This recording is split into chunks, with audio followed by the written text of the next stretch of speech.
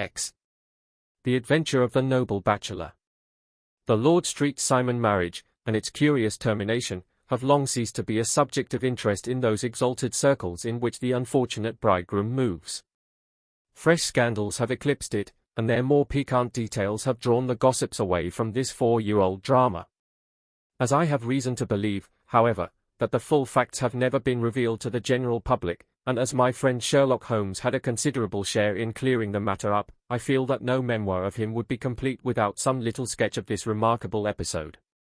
It was a few weeks before my own marriage, during the days when I was still sharing rooms with Holmes in Baker Street, that he came home from an afternoon stroll to find a letter on the table waiting for him. I had remained indoors all day, for the weather had taken a sudden turn to rain, with high autumnal winds, and the Giselle bullet which I had brought back in one of my limbs as a relic of my Afghan campaign throbbed with dull persistence. With my body in one easy chair and my legs upon another, I had surrounded myself with a cloud of newspapers until at last, saturated with the news of the day, I tossed them all aside and lay listless, watching the huge crest and monogram upon the envelope upon the table and wondering lazily who my friend's noble correspondent could be. "Here is a very fashionable epistle," I remarked as he entered. "Your morning letters, if I remember right, were from a fishmonger and a tide waiter." "Yes, my correspondence has certainly the charm of variety," he answered, smiling, "and the humbler are usually the more interesting. This looks like one of those unwelcome social summonses which call upon a man either to be bored or to lie." He broke the seal and glanced over the contents. "Oh, come, it may prove to be something of interest, after all." "Not social, then?" "No, distinctly professional. And from a noble client. One of the highest in England. My dear fellow, I congratulate you. I assure you, Watson, without affectation, that the status of my client is a matter of less moment to me than the interest of his case.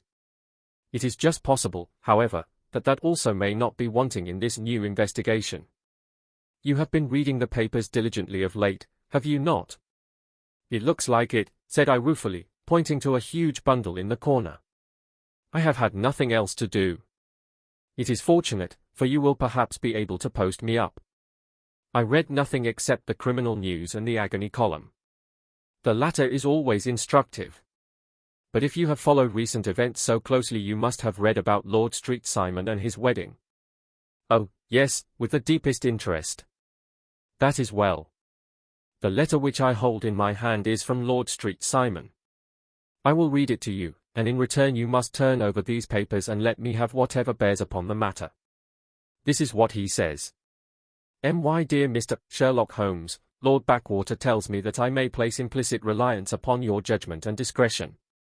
I have determined, therefore, to call upon you and to consult you in reference to the very painful event which has occurred in connection with my wedding. Mr. Lestrade, of Scotland Yard, is acting already in the matter, but he assures me that he sees no objection to your cooperation, and that he even thinks that it might be of some assistance. I will call at 4 o'clock in the afternoon, and, should you have any other engagement at that time, I hope that you will postpone it, as this matter is of paramount importance. Yours faithfully, Robert St. Simon. It is dated from Grosvenor Mansions, written with a quill pen, and the noble lord has had the misfortune to get a smear of ink upon the outer side of his right little finger, remarked Holmes as he folded up the epistle. He says 4 o'clock. It is 3 now. He will be here in an hour. Then I have just time, with your assistance, to get clear upon the subject. Turn over those papers and arrange the extracts in their order of time, while I take a glance as to who our client is. He picked a red-covered volume from a line of books of reference beside the mantelpiece. Here he is, said he, sitting down and flattening it out upon his knee. Lord Robert Walsingham de Vere Street Simon, second son of the Duke of Balmoral. Hum. Arms, azure, 3 caltrops in chief over a fess sable. Born in 1846. His 41 years of age, which is mature for marriage. Was Under-Secretary for the Colonies in a late administration. The Duke, his father, was at one time Secretary for Foreign Affairs. They inherit Plantagenet blood by direct descent, and Tudor on the distaff side. Ha! Well, there is nothing very instructive in all this. I think that I must turn to you, Watson, for something more solid. "I have very little difficulty in finding what I want," said I, "for the facts are quite recent, and the matter struck me as remarkable. I feared to refer them to you, however, as I knew that you had an inquiry on hand and that you disliked the intrusion of other matters." "Oh, you mean the little problem of the Grosvenor Square furniture van? That is quite cleared up now, though, indeed, it was obvious from the first. Pray give me the results of your newspaper selections. Here is the first notice which I can find. It is in the personal column of the Morning Post, and dates, as you see, some weeks back. A marriage has been arranged, it says, and will, if rumour is correct, very shortly take place, between Lord Robert St. Simon, second son of the Duke of Balmoral, and Miss Hatty Doran, the only daughter of Aloysius Doran, Esquire, of San Francisco, Cal, USA. That is all." "Terse and to the point," remarked Holmes, stretching his long, thin legs towards the fire. "There was a paragraph amplifying this in one of the society papers of the same week. Ah, here it is. There will soon be a call for protection in the marriage market, for the present free trade principle appears to tell heavily against our home product. One by one the management of the noble houses of Great Britain is passing into the hands of our fair cousins from across the Atlantic. An important addition has been made during the last week to the list of the prizes which have been borne away by these charming invaders. Lord St. Simon, who has shown himself for over 20 years proof against the little god's arrows, has now definitely announced his approaching marriage with Miss Hatty Doran, the fascinating daughter of a California millionaire. Miss Doran, whose graceful figure and striking face attracted much attention at the Westbury House festivities, is an only child, and it is currently reported that her dowry will run to considerably over the 6 figures, with expectancies for the future. As it is an open secret that the Duke of Balmoral has been compelled to sell his pictures within the last few years, and as Lord St. Simon has no property of his own save the small estate of Birchmoor, it is obvious that the Californian heiress is not the only gainer by an alliance which will enable her to make the easy and common transition from a Republican lady to a British peeress. "Anything else?" asked Holmes, yawning. "Oh, yes, plenty. Then there is another note in the Morning Post to say that the marriage would be an absolutely quiet one, that it would be at St. George's, Hanover Square, that only half a dozen intimate friends would be invited, and that the party would return to the furnished house at Lancaster Gate which has been taken by Mr. Aloysius Doran. 2 days later, that is, on Wednesday last, there is a curt announcement that the wedding had taken place, and that the honeymoon would be passed at Lord Backwater's place, near Petersfield. Those are all the notices which appeared before the disappearance of the bride." "Before the what?" asked Holmes with a start. "The vanishing of the lady." "When did she vanish, then?" "At the wedding breakfast." "Indeed. This is more interesting than it promised to be, quite dramatic, in fact." "Yes, it struck me as being a little out of the common. They often vanish before the ceremony, and occasionally during the honeymoon, but I cannot call to mind anything quite so prompt as this. Pray let me have the details. I warn you that they are very incomplete. Perhaps we may make them less so. Such as they are set forth in a single article of a morning paper of yesterday, which I will read to you. It is headed, "Singular Occurrence at a Fashionable Wedding." The family of Lord Robert St. Simon has been thrown into the greatest consternation by the strange and painful episodes which have taken place in connection with his wedding. The ceremony, as shortly announced in the papers of yesterday, occurred on the previous morning, but it is only now that it has been possible to confirm the strange rumors which have been so persistently floating about. In spite of the attempts of the friends to hush the matter up, so much public attention has now been drawn to it that no good purpose can be served by affecting to disregard what is a common subject for conversation. The ceremony, which was performed at St. George's, Hanover Square, was a very quiet one, no one being present save the father of the bride, Mr. Aloysius Doran, the Duchess of Balmoral, Lord Backwater, Lord Eustace and Lady Clara St. Simon, the younger brother and sister of the bridegroom, and Lady Alicia Whittington. The whole party proceeded afterwards to the house of Mr. Aloysius Doran, at Lancaster Gate, where breakfast had been prepared. It appears that some little trouble was caused by a woman, whose name has not been ascertained, who endeavoured to force her way into the house after the bridal party, alleging that she had some claim upon Lord St. Simon. It was only after a painful and prolonged scene that she was ejected by the butler and the footman. The bride, who had fortunately entered the house before this unpleasant interruption, had sat down to breakfast with the rest, when she complained of a sudden indisposition and retired to her room. Her prolonged absence having caused some comment, her father followed her, but learned from her maid that she had only come up to her chamber for an instant, caught up an ulster and bonnet, and hurried down to the passage. One of the footmen declared that he had seen a lady leave the house thus apparelled, but had refused to credit that it was his mistress, believing her to be with the company. On ascertaining that his daughter had disappeared, Mr. Aloysius Doran, in conjunction with the bridegroom, instantly put themselves in communication with the police, and very energetic inquiries are being made, which will probably result in a speedy clearing up of this very singular business.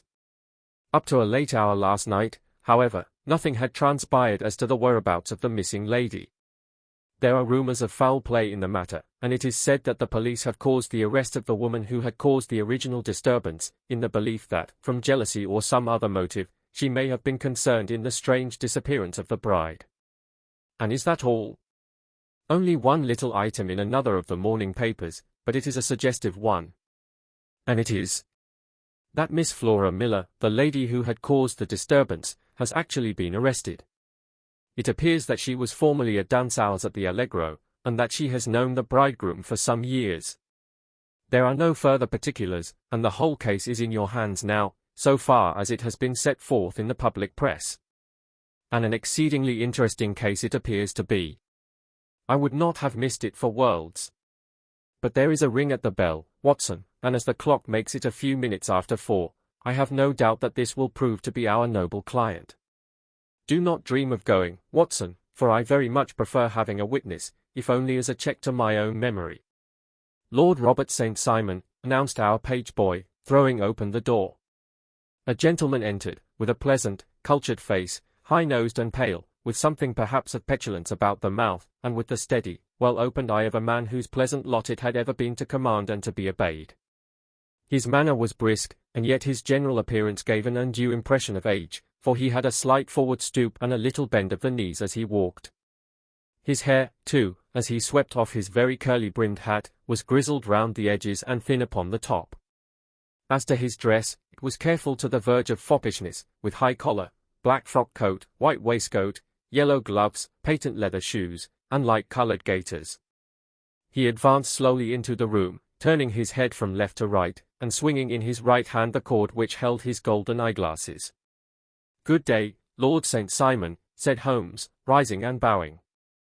"Pray take the basket chair. This is my friend and colleague, Dr. Watson. Draw up a little to the fire, and we will talk this matter over. A most painful matter to me, as you can most readily imagine, Mr. Holmes. I have been cut to the quick. I understand that you have already managed several delicate cases of this sort, sir, though I presume that they were hardly from the same class of society." "No, I am descending." "I beg pardon. My last client of the sort was a king." "Oh, really?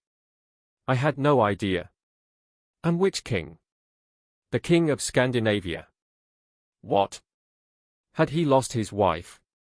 "You can understand," said Holmes suavely, "that I extend to the affairs of my other clients the same secrecy which I promised to you in yours." "Of course." "Very right. Very right. I'm sure I beg pardon. As to my own case, I am ready to give you any information which may assist you in forming an opinion." "Thank you. I have already learned all that is in the public prints, nothing more. I presume that I may take it as correct, this article, for example, as to the disappearance of the bride." Lord St. Simon glanced over it. "Yes, it is correct, as far as it goes. But it needs a great deal of supplementing before anyone could offer an opinion. I think that I may arrive at my facts most directly by questioning you." "Pray do so." "When did you first meet Miss Hatty Doran?" "In San Francisco, a year ago." "You were traveling in the States?" "Yes." "Did you become engaged then?" "No." "But you were on a friendly footing." "I was amused by her society, and she could see that I was amused. Her father is very rich. He is said to be the richest man on the Pacific slope." "And how did he make his money?" "In mining. He had nothing a few years ago. Then he struck gold, invested it, and came up by leaps and bounds." Now, what is your own impression as to the young lady's, your wife's character? The nobleman swung his glasses a little faster and stared down into the fire. You see, Mr. Holmes, said he, my wife was 20 before her father became a rich man. During that time she ran free in a mining camp and wandered through woods or mountains, so that her education has come from nature rather than from the schoolmaster. She is what we call in England a tomboy, with a strong nature, wild and free, unfettered by any sort of traditions. She is impetuous, volcanic, I was about to say. She is swift in making up her mind and fearless in carrying out her resolutions. On the other hand, I would not have given her the name which I have the honor to bear, he gave a little stately cough, had I not thought her to be at bottom a noble woman. I believe that she is capable of heroic self-sacrifice and that anything dishonorable would be repugnant to her. Have you her photograph? I brought this with me. He opened a locket and showed us the full face of a very lovely woman. It was not a photograph but an ivory miniature, and the artist had brought out the full effect of the lustrous black hair, the large dark eyes, and the exquisite mouth. Holmes gazed long and earnestly at it. Then he closed the locket and handed it back to Lord Street Simon. The young lady came to London, then, and you renewed your acquaintance? Yes, her father brought her over for this last London season. I met her several times, became engaged to her, and have now married her. She brought, I understand, a considerable dowry. A fair dowry. Not more than is usual in my family. And this, of course, remains to you, since the marriage is a fait accompli. I really have made no inquiries on the subject. Very naturally not. Did you see Miss Doran on the day before the wedding? Yes. Was she in good spirits? Never better. She kept talking of what we should do in our future lives. Indeed. That is very interesting. And on the morning of the wedding? She was as bright as possible, at least until after the ceremony. And did you observe any change in her then? Well, to tell the truth, I saw then the first signs that I had ever seen that her temper was just a little sharp. The incident, however, was too trivial to relate and can have no possible bearing upon the case. Pray let us have it, for all that. Oh, it is childish. She dropped her bouquet as we went towards the vestry. She was passing the front pew at the time, and it fell over into the pew. There was a moment's delay, but the gentleman in the pew handed it up to her again, and it did not appear to be the worse for the fall. Yet when I spoke to her of the matter, she answered me abruptly, and in the carriage, on our way home, she seemed absurdly agitated over this trifling cause. Indeed. You say that there was a gentleman in the pew. Some of the general public were present, then? Oh, yes. It is impossible to exclude them when the church is open. This gentleman was not one of your wife's friends. No, no, I call him a gentleman by courtesy, but he was quite a common-looking person. I hardly noticed his appearance. But really I think that we are wandering rather far from the point. Lady St. Simon, then, returned from the wedding in a less cheerful frame of mind than she had gone to it. What did she do on re-entering her father's house? I saw her in conversation with her maid. And who is her maid? Alice is her name. She is an American and came from California with her. A confidential servant. A little too much so. It seemed to me that her mistress allowed her to take great liberties. Still, of course, in America they look upon these things in a different way. How long did she speak to this Alice? Oh, a few minutes. I had something else to think of. You did not overhear what they said. Lady Street Simon said something about jumping a claim. She was accustomed to use slang of the kind. I have no idea what she meant. American slang is very expressive sometimes. And what did your wife do when she finished speaking to her maid? She walked into the breakfast room. On your arm? No, alone. She was very independent in little matters like that. Then, after we had sat down for 10 minutes or so, she rose hurriedly, muttered some words of apology, and left the room. She never came back. But this maid, Alice, as I understand, deposes that she went to her room, covered her bride's dress with a long ulster, put on a bonnet, and went out. Quite so. and she was afterwards seen walking into Hyde Park in company with Flora Millar, a woman who is now in custody, and who had already made a disturbance at Mr. Doran's house that morning. Ah, yes. I should like a few particulars as to this young lady, and your relations to her. Lord Street Simon shrugged his shoulders and raised his eyebrows. We have been on a friendly footing for some years, I may say on a very friendly footing. She used to be at the Allegro. I have not treated her ungenerous, and she had no just cause of complaint against me, but you know what women are, Mr. Holmes. Flora was a dear little thing, but exceedingly hot-headed and devotedly attached to me. She wrote me dreadful letters when she heard that I was about to be married, and, to tell the truth, the reason why I had the marriage celebrated so quietly was that I feared lest there might be a scandal in the church.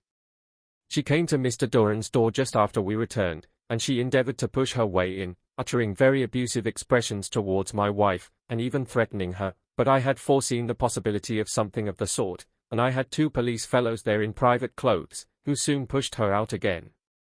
She was quiet when she saw that there was no good in making a row. Did your wife hear all this? No, thank goodness, she did not. And she was seen walking with this very woman afterwards. Yes. That is what Mr. Lestrade, of Scotland Yard, looks upon as so serious. It is thought that Flora decoyed my wife out and laid some terrible trap for her. Well, it is a possible supposition. You think so, too? I did not say a probable one. But you do not yourself look upon this as likely. I do not think Flora would hurt a fly.